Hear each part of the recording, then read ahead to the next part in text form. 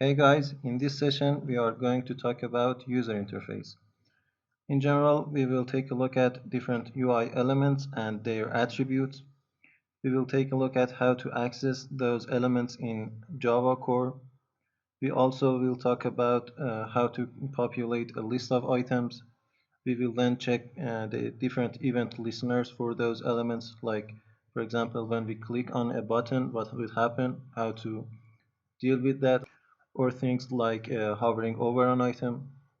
Then we'll talk about something called material design, which is basically a general guide for developers to create their or design their user interface.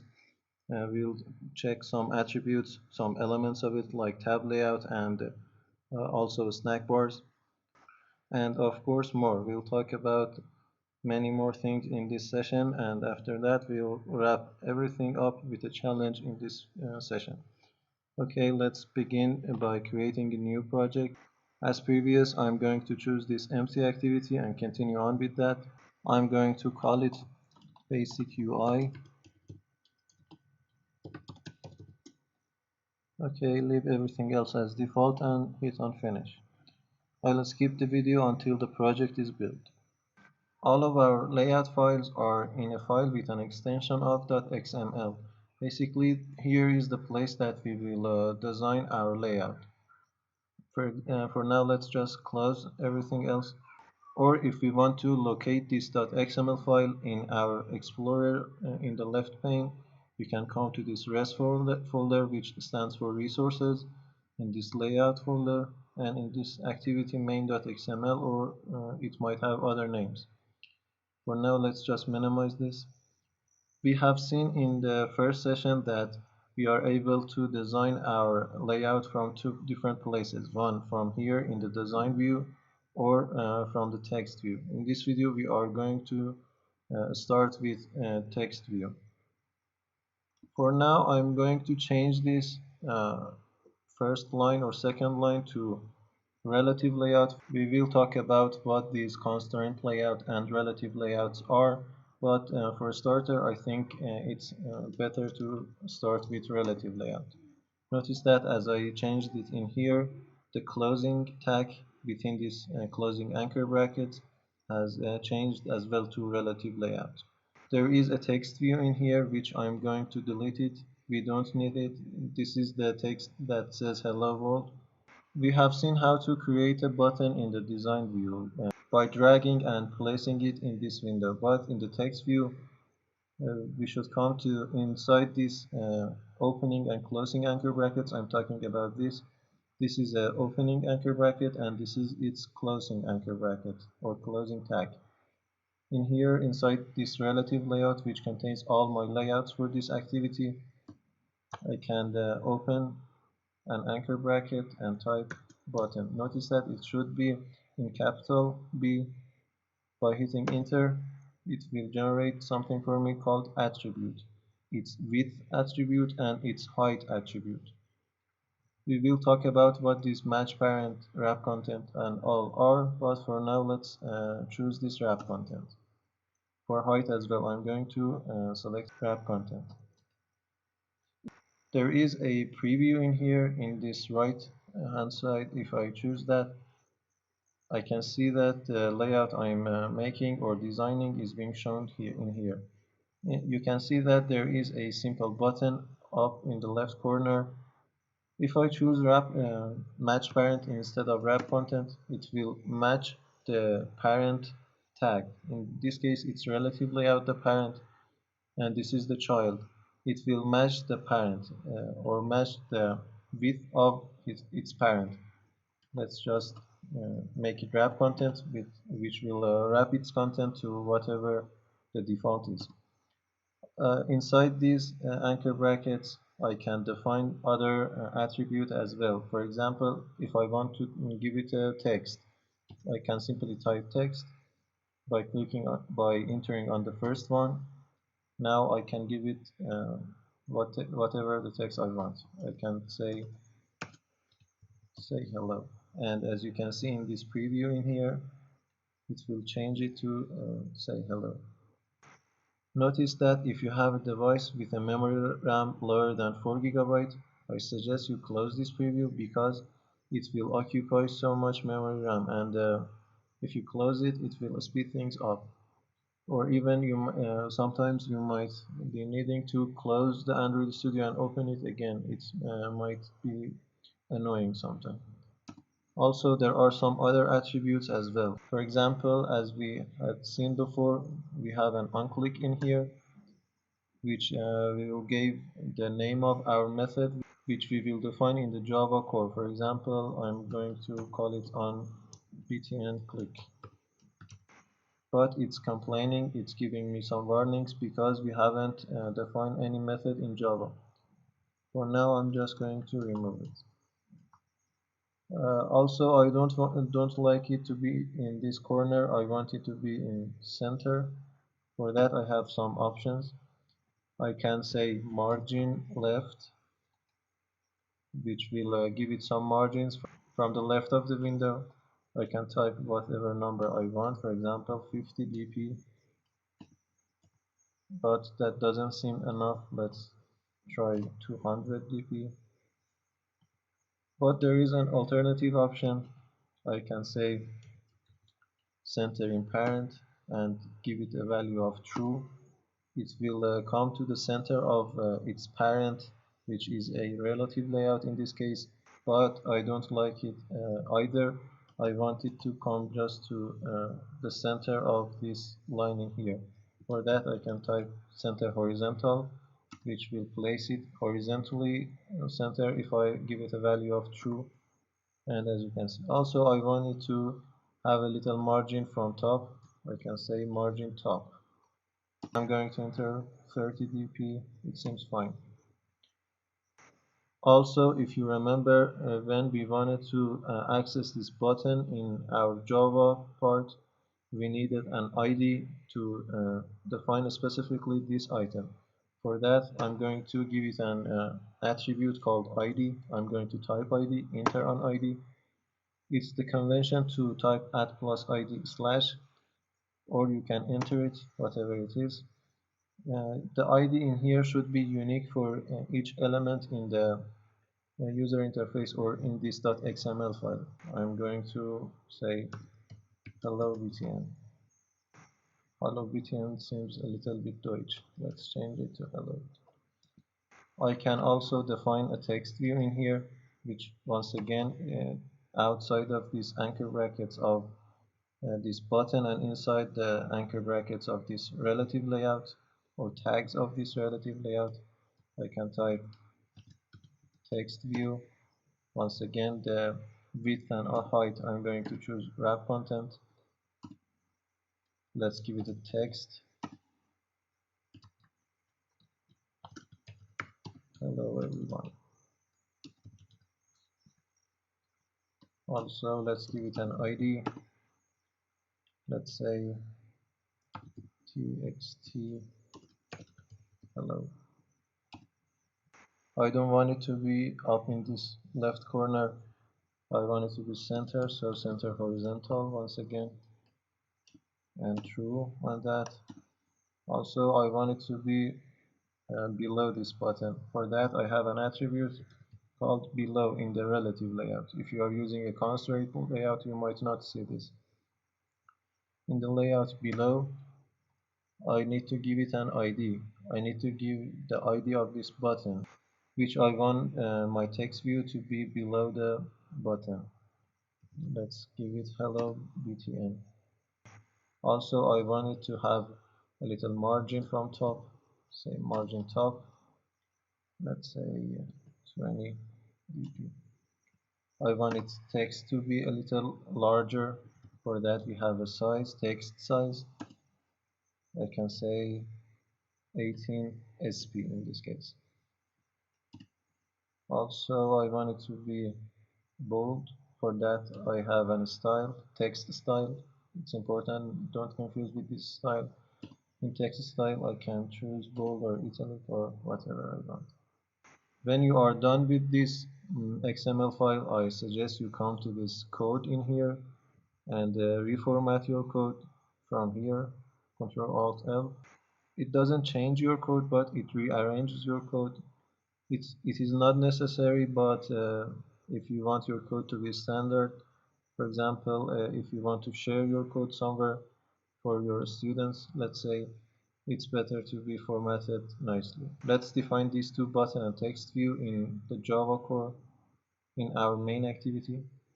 But how is the connection between this Java and this XML file? Well, as you can see in here, there is a method setContentView, which we will pass this r.layout.activityMain.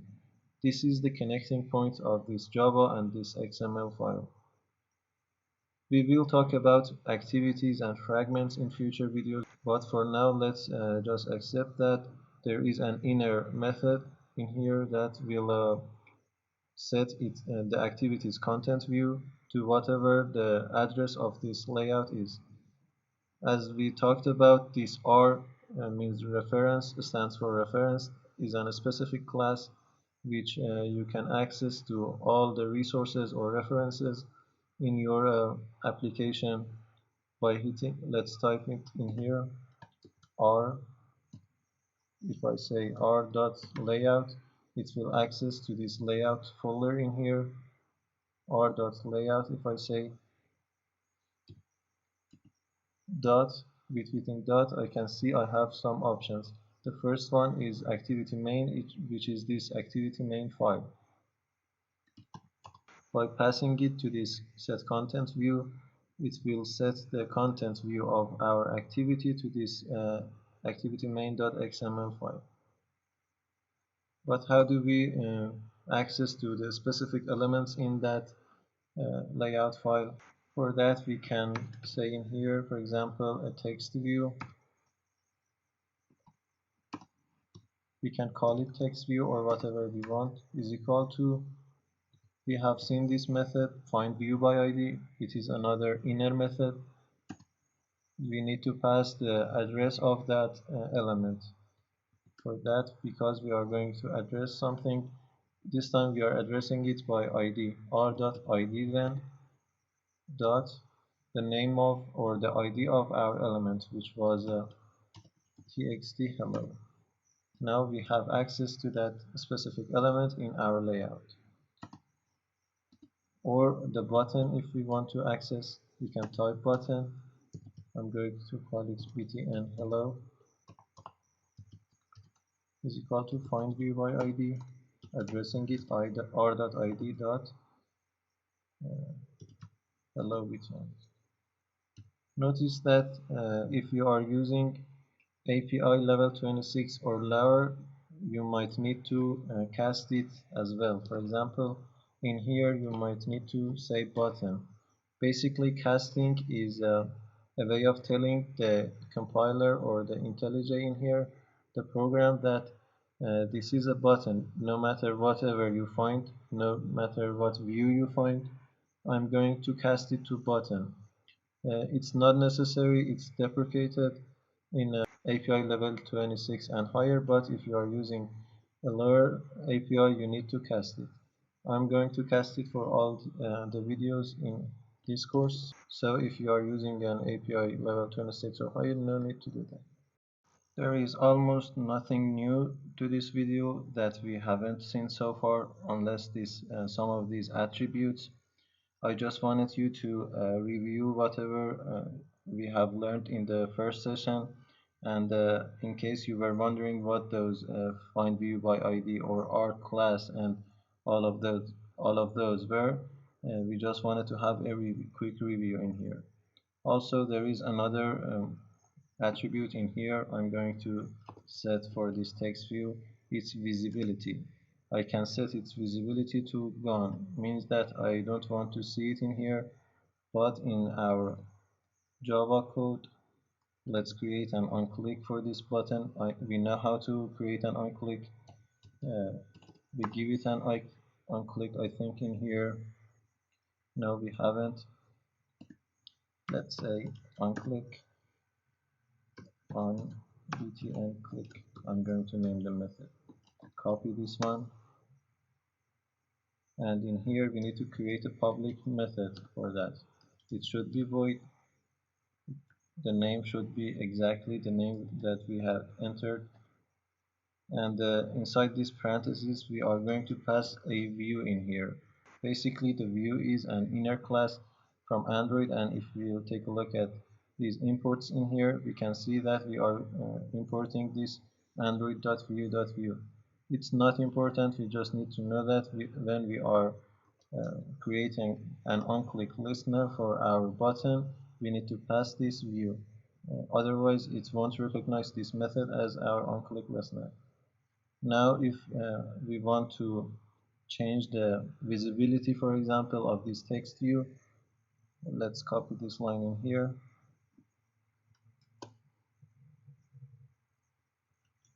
Now if we want to change the visibility of it, we can say text view dot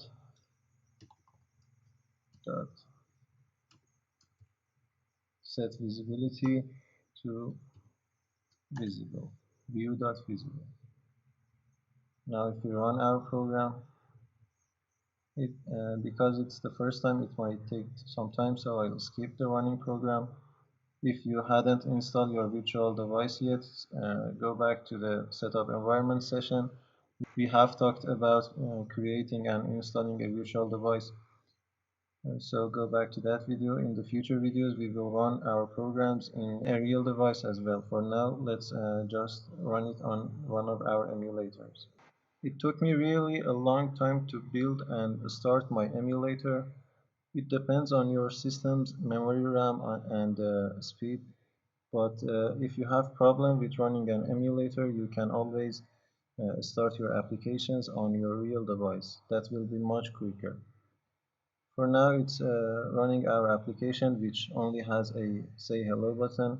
And you can guess, if I click on this say hello button, it should change the visibility of our text view to visible, from gone to visible. So let's click on it. And as you can see, it says hello everyone. As you probably noticed, I don't need this text view and button in here. I can delete this button, but if I want to, let's say, change the text of the text view in here, I can say text view.setText to another text. Let's say hello Android lovers.